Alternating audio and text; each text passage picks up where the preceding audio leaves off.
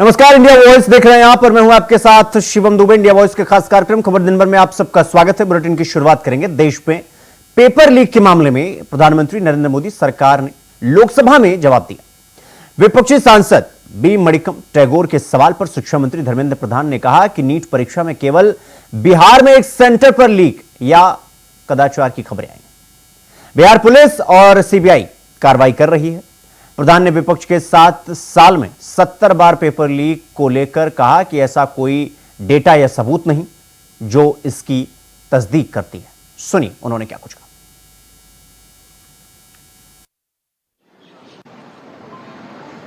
आज सावन का पहला सोमवार है।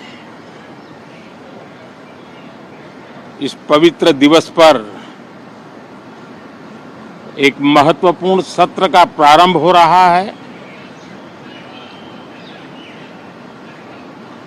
और सावन के इस पहले सोमवार को मैं देशवासियों को बहुत बहुत शुभकामनाएं देता हूं। आज संसद का मानसून सत्र का भी आरंभ हो रहा है। देश बहुत बारीकी से देख रहा है कि संसद का यह सत्र सकारात्मक हो, सृजनात्मक हो और देशवासियों के सपनों को सिद्ध करने के लिए एक मजबूत नींव रखने वाला हो। ये बजट सत्र है। मैं देशवासियों को जो गारंटी देता रहा हूं, क्रमशः रूप से उन गारंटियों को जमीन पर उतारना, इस लक्ष्य को लेकर के हम आगे बढ़ रहे हैं। ये बजट अमृतकाल का एक महत्वपूर्ण बजट है। हमें 5 साल का जो अवसर मिला है, आज का बजट हमारे उन 5 साल के कार्य की दिशा भी तय करेगा और ये बजट 2047 जब आजादी के 100 साल होंगे, तब विकसित भारत का जो हमारा सपना है, उस सपने को पूरा करने की मजबूत नींव वाला बजट लेकर के हम कल देश के सामने आएंगे। हर देशवासी के लिए एक गर्व की बात है कि भारत बड़ी इकोनॉमी वाले देशों में सबसे तेज गति से आगे बढ़ने वाला देश है। गत 3 वर्षों में लगातार 8% ग्रोथ के साथ, 8% ग्रोथ के साथ हम आगे बढ़ रहे हैं, हम ग्रो कर रहे हैं। मुझे आज बहुत दुख के साथ कहना है कि 2014 के बाद कोई सांसद 5 साल के लिए आए, कुछ सांसदों को 10 साल के लिए मौका मिला, लेकिन बहुत से सांसद ऐसे थे जिनको अपने क्षेत्र की बात करने का अवसर नहीं मिला। अपने विचारों से संसद को समृद्ध करने का अवसर नहीं मिला, क्योंकि कुछ दलों की नकारात्मक राजनीति ने देश के संसद के महत्वपूर्ण समय को। तो आइए आपको सुनवाते हैं दिग्गजों का बयान। सुनिए किसने क्या कुछ कहा। सुप्रीम कोर्ट में जो चल रहा है केस, सुप्रीम कोर्ट ने ऑर्डर दिया पूरा विद्यार्थियों की सूची को वेबसाइट में उपलब्ध करा दो। सर पिछले 3 दिन से देश भर की सारे विद्यार्थियों की लिस्ट पब्लिक डोमेन में उपलब्ध है। ये सारा चीज खुले पे है। It's obvious to the whole country that there is a very serious problem in our examination system. This is not just a question of NEET, it is in all the major examinations. Now, the minister has blamed everybody except himself. लगातार अखबार और CBI की जांच के बाद चीजें सामने आ रही हैं, लोग पकड़े जा रहे हैं, जेल भेजे जा रहे हैं। मैं अध्यक्ष महोदय आपके माध्यम से पूछना चाहता हूं मंत्री जी से, क्या सेंटर वाइज जिन बच्चों को सबसे ज्यादा नंबर मिले हैं, क्या उसकी सूची जारी करेंगे? कुछ ज्यादा ही भावुक बनने की कोशिश कर रहे हैं। वो तो नॉन बायोलॉजिकल एंटिटी है ना, कमाल की बात करते हैं।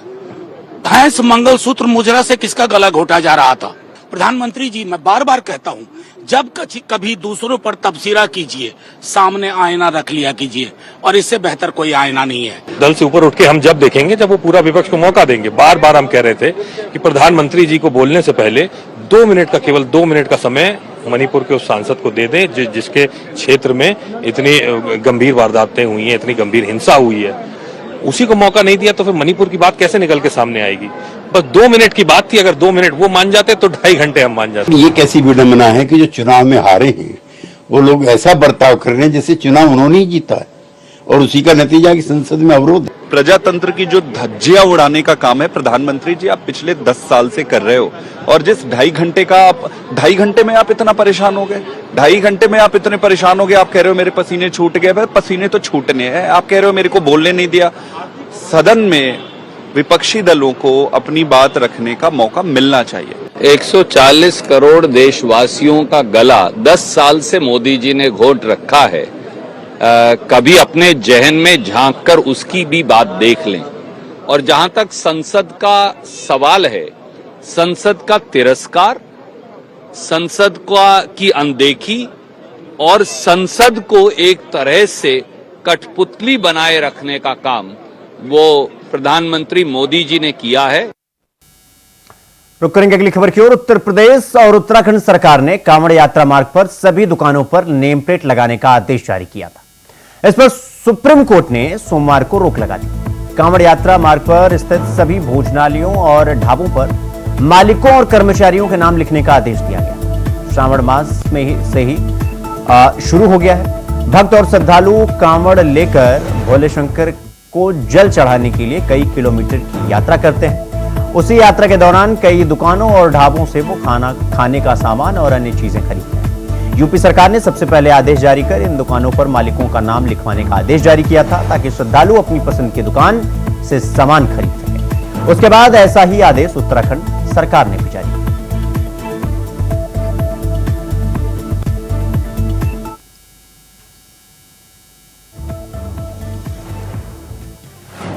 दुकानों पर नाम पहचान लगाने की जरूरत नहीं। यूपी सरकार के आदेश पर सुप्रीम कोर्ट की अंतरिम रोक। यानी सुप्रीम कोर्ट का आदेश, नो नेम प्लेट। कांवड़ यात्रा का आगाज हो चुका है और नेम प्लेट विवाद का मामला भी सुप्रीम कोर्ट की चौखट तक पहुंच चुका है। लेकिन अब सुप्रीम कोर्ट ने सरकार के इस फैसले पर फिलहाल रोक लगा दी है। सुप्रीम कोर्ट ने कहा है कि दुकानदारों को अपनी पहचान बताने की जरूरत नहीं है। उनको सिर्फ खाने के प्रकार बताने होंगे कि उनके पास किस तरह का भोजन है, वो शाकाहारी भोजन बना रहे हैं या मांसाहारी, जिससे कांवड़ यात्रा करने वाले लोगों को पता चल सके। फिलहाल अगली सुनवाई 26 जुलाई को होनी है। दरअसल आपको बता दें, उत्तर प्रदेश सरकार ने कांवड़ यात्रा के मार्गों पर पड़ने वाली दुकानों पर मालिकों के नाम और मोबाइल नंबर लिखने के आदेश जारी किए थे, जिसे लेकर विवाद शुरू हो गया था और फिर यह मामला सुप्रीम कोर्ट तक पहुंचा। Association for Protection of Civil Right नाम के एनजीओ ने सुप्रीम कोर्ट में याचिका दाखिल की और याचिका दाखिल करके सरकार और प्रशासन के इस आदेश को रद्द करने की मांग की। यह याचिका 20 जुलाई की सुबह 6 बजे ऑनलाइन दाखिल की गई थी। आइए आपको बताते हैं कि इस आदेश में है क्या।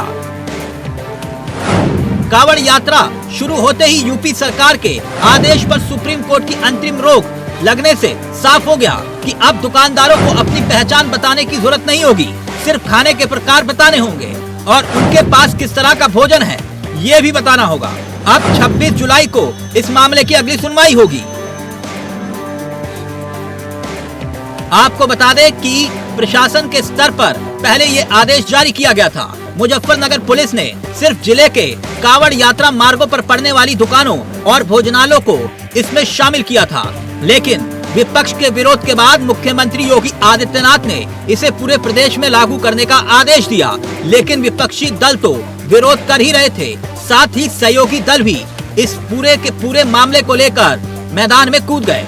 राष्ट्रीय लोकदल के अध्यक्ष जयंत चौधरी ने भी इस फैसले का विरोध किया। खैर, ये विवाद का अंत है या फिर ये विवाद अभी लंबा खींचेगा ये तो मालूम नहीं, मगर इतना जरूर है कि फिलहाल सुप्रीम कोर्ट का आदेश अब no name plate. Bureau report, India Voice, Lucknow.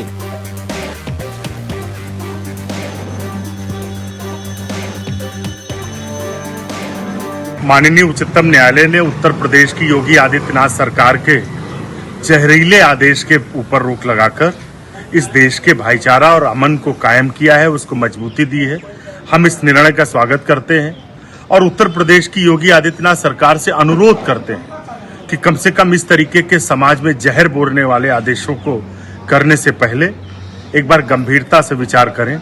माननीय मुख्यमंत्री जी, प्रदेश एक बड़े मन से, बड़े भाव से चलता है। बहुत संकुचित विचारधारा से कोई देश, प्रदेश और घर नहीं चल सकता है। बार बार उच्चतम न्यायालय से, हाई कोर्ट से आपकी सरकार को सीख मिलती है, सबक मिलता है। आप उसे आखिर क्यों नहीं आत्मसात करते? मैं सुप्रीम कोर्ट के इस फैसले का स्वागत करता हूं। हमारा एप्रीहेंशन था कि इससे समाज में विभाजन पैदा होगा। सुप्रीम कोर्ट ने इसका नोटिस लिया। मैं चाहता हूं कि इस कांवड़ यात्रा के समूचे रूट पर शराब और मांस की दुकानों पर प्रतिबंध लगाया जाए, ताकि जो तीर्थयात्री हैं उनको धार्मिक राहत की सांस मिल सके। जो बेसिक मुद्दा था विच वॉज दैट, वो कह रहे थे कि जो काम करते हैं ढाबों में, होटल में, उनका नाम कहना पड़ेगा और जो ओनर है उनका नाम कहना पड़ेगा। सिर्फ जो वेज या नॉन वेज पका के अगर कोई बेच रहा है तो वेज या नॉन वेज वो जो लेबलिंग है सिर्फ वही चलेगा, जो आज भी सब जगह है वेज या नॉन वेज फूड। इसके अलावा there is to be absolutely no requirement, complete stay on ownership, on names of staff, names of owners. And जैसे एक रेडी वाला को लिखना, जो फल बेच रहा है वहां पे लिखना पड़ रहा था आरिफ फल वाला, तो इस देश में रह के अगर किसी को अपना नाम और नाजी जर्मनी का जैसा अपने स्लीव में रहना हो, I am very glad that we stood up, I am very thankful. यात्रा रूट पे जिस तरह से मनमानी पूर्वक उत्तर प्रदेश सरकार ने जो फैसला किया वो सर्वथा असंवैधानिक था। समाजवादी पार्टी पहले भी कहती रही ये संविधान की शपथ लेकर के और उसका उल्लंघन कर रहे हैं, और वही आज सुप्रीम कोर्ट ने कहा। अगर आखिर जो है संविधान का आर्टिकल 14, आर्टिकल 15, आर्टिकल 16, आर्टिकल 17 में साफ साफ लिखा है कि आप जात पे, धर्म पे, जेंडर पर आज डिस्क्रिमिनेट नहीं कर सकते। सुप्रीम कोर्ट ने आज किया कि आपसे फैसले पर रोक लगा दी। उनका फैसला सुप्रीम कोर्ट का स्वागत योग्य है और हमें उम्मीद है कि आप इससे सीख पाएंगे। भारतीय जनता पार्टी इससे सीख लेकर के आगे बढ़ेगी। रुकेंगे एक छोटे से ब्रेक के लिए। खबरों का सिलसिला जारी है, फौरन लौट रहे हैं। ब्रेक के बाद एक बार फिर आप सबका स्वागत है मेरे साथ। रुक करेंगे अगली खबर की ओर। सावन का आज से आगाज हो चुका है और आज सावन का पहला सोमवार भी था। इस मौके पर यूपी के मुखिया योगी आदित्यनाथ ने गोरखनाथ मंदिर में महादेव का जलाभिषेक किया और पुष्प अर्पित किया। इसके बाद जनता दर्शन में लोगों की समस्याओं को भी सुना और मौके पर मौजूद अधिकारियों को जल्द समाधान के निर्देश दिए। दरवाजा बंद लेकर मारते हैं, दोनों लोग हमको जान से मारने का।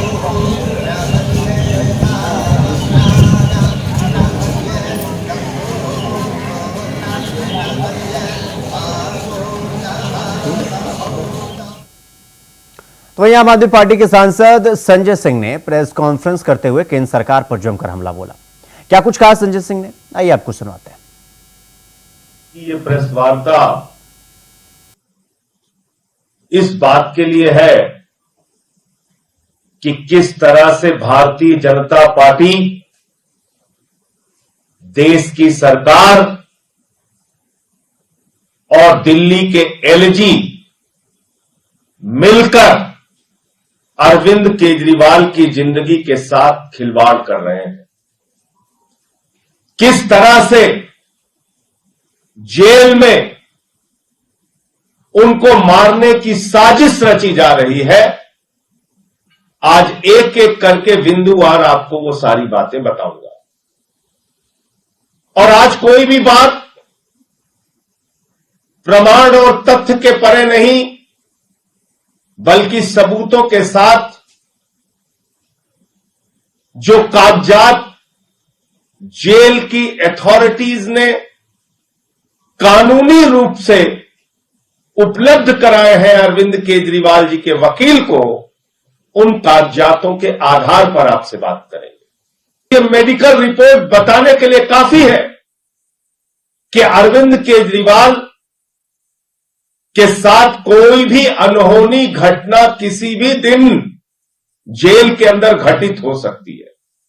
और बार बार जिस तरह से एलजी और पूरी की पूरी भारतीय जनता पार्टी अरविंद केजरीवाल के स्वास्थ्य को लेकर गलत बयानबाजी कर रही है, गलत रिपोर्ट जारी कर रही है, जिस प्रकार से केंद्र की सरकार के साथ मिलीभगत करके दिल्ली के एलजी और भारतीय जनता पार्टी अरविंद केजरीवाल की जिंदगी के साथ खिलवाड़ कर रहे हैं, उससे ये शक और मजबूत होता है और पुख्ता होता है। आपको याद होगा पहले इन लोगों ने क्या कहा, अरविंद केजरीवाल ज्यादा खा रहे हैं, पूड़ी खा रहे हैं, मिठाई खा रहे हैं, अपनी कैलोरी बढ़ा रहे हैं, अपना शुगर बढ़ा रहे हैं, इनको तो इंसुलिन की कोई आवश्यकता नहीं है, वो तो इंसुलिन मांग रहे हैं, हम इंसुलिन नहीं देंगे, हम इंसुलिन नहीं देंगे। फिर कोर्ट ने आदेश किया, एम्स के डॉक्टरों ने जांच करी, इंसुलिन शुरू हुई। अब क्या नई कहानी लेके आ रहे हैं, अरविंद केजरीवाल खा ही नहीं रहे हैं, अरविंद केजरीवाल तो कुछ नहीं खा रहे हैं, अरविंद केजरीवाल बिल्कुल भूखे रह रहे हैं, वो अपनी शुगर कम कर रहे हैं। आपने मजाक बना लिया है। आपने अरविंद केजरीवाल को मारने की गहरी साजिश रच ली है। कभी कहते हो मिठाई खा लिया, शुगर बढ़ा लिया, कभी कहते हो शुगर घटा लिया, और वो भी रात के समय 50 से कम। अपनी जिंदगी को खुद से मारने के लिए कोई आदमी ऐसे प्रयास करेगा? इसीलिए मैं बार बार दोहरा रहा हूं, भारतीय जनता पार्टी अरविंद केजरीवाल के जीवन के साथ खिलवाड़ कर रही है, उनको मारने की गहरी साजिश रच रही है। खबरों में आगे बढ़ेंगे। मुरादाबाद में कांवड़ यात्रा को लेकर नगर आयुक्त दिव्यांशु पटेल ने कड़ा निर्देश जारी किया है। दरअसल महानगर क्षेत्र के कांवड़ मार्ग पर स्थित सभी मांस अंडे की दुकानों को तत्काल प्रभाव से बंद करने के निर्देश दिए गए हैं। साथ ही खाद्य सुरक्षा अधिकारी को तत्काल प्रभाव से बैन चल रहे हलाल सर्टिफाइड प्रोडक्ट्स की भी जांच के लिए निर्देश दिए।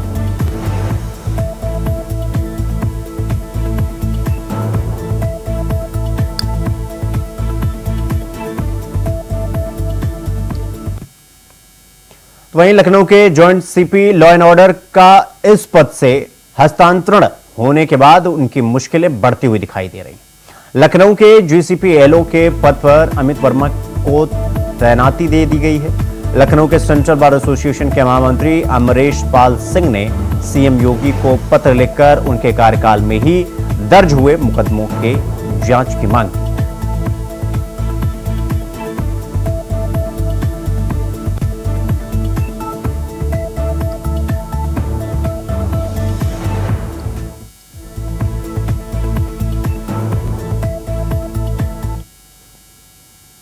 तो वहीं बलरामपुर में क्लर्क ने अपने सामुदायिक स्वास्थ्य केंद्र के स्वीपर से 20,000 रुपए रिश्वत मांगी और सौरभ दुबे नाम के क्लर्क का वीडियो वायरल हो रहा है। दरअसल स्वीपर संविदा पर काम करता है और उसकी सैलरी काफी समय से नहीं बनी। सैलरी का ऑर्डर पास कराने के लिए स्वीपर क्लर्क के पास पहुंचा। जहां क्लर्क ये कहता है कि वेतन चाहिए तो 20,000 रुपए लगेगा। सुन लो साफ साफ। वीडियो में क्लर्क ने सीएमओ को गाली भी दी और पीड़ित ने अपना नाम सार्वजनिक ना करने की शर्त पर यह बताया कि उसका पैसा अभी भी फंसा हुआ है। उसने कुछ पैसा दिया है लेकिन फिर भी काम नहीं हुआ। पीड़ित ने सबूत के तौर पर यह वीडियो बनाया था। हालांकि कुछ लोगों का यह वीडियो कार्रवाई करने के लिए भेजा गया था, कुछ लोगों को, जो अब सोशल मीडिया पर वायरल हो रहा है।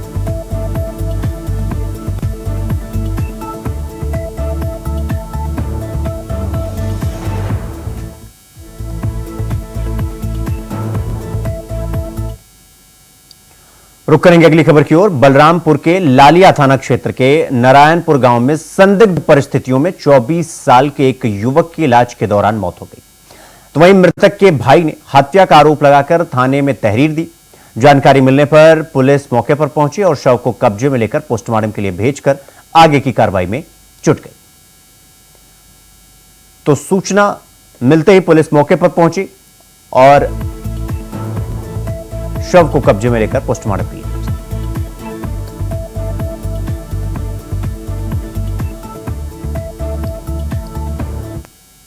हमारा मामला कुछ नहीं था।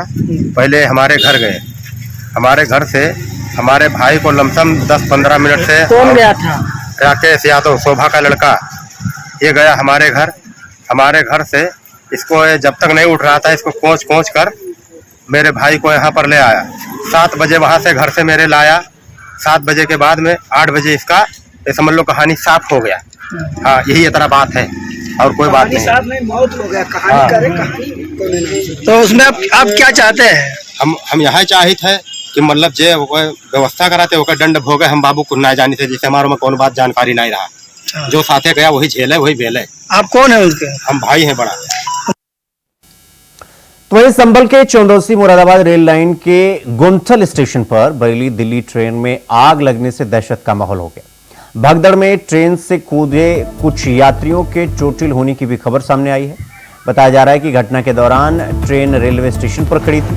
जीआरपी के अनुसार भीड़ ज्यादा होने की वजह से किसी यात्री से फायर सिलेंडर चल गया था। हालांकि इसमें कोई जानहानि नहीं हुई है। भगदड़ का वीडियो भी सोशल मीडिया पर अब वायरल हो रहा है।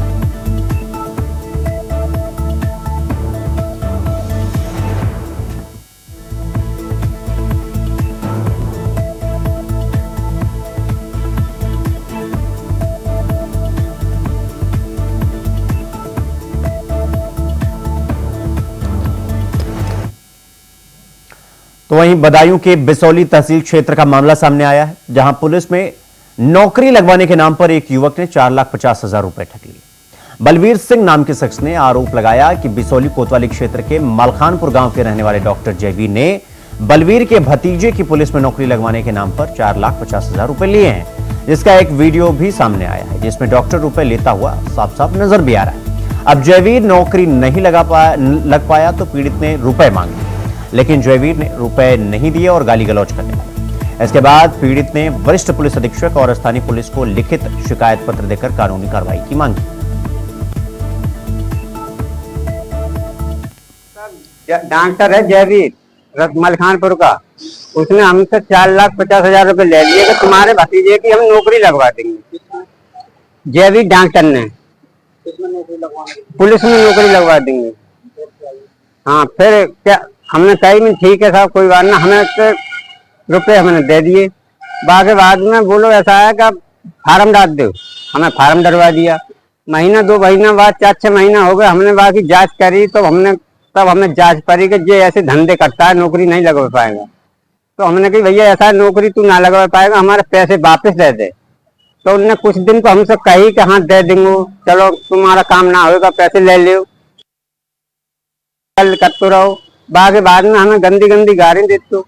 घर पे जाते के तो घर पे आ गए तो 4 लाख में तो मैं सारे काम खत्ते कर दूंगा, ऐसा है तो मैं दूंगा, तासे जाओ FIR कर आओ, 1 लाख में दरोगा जी को दे दूंगा, रिपोर्ट कर आओ, जो करो सो कर लो। तो खबर दिन भर में फिलहाल के लिए बस इतना ही। देश और दुनिया की तमाम खबरों को देखने के लिए देखते रहिए इंडिया वॉइस। नमस्कार।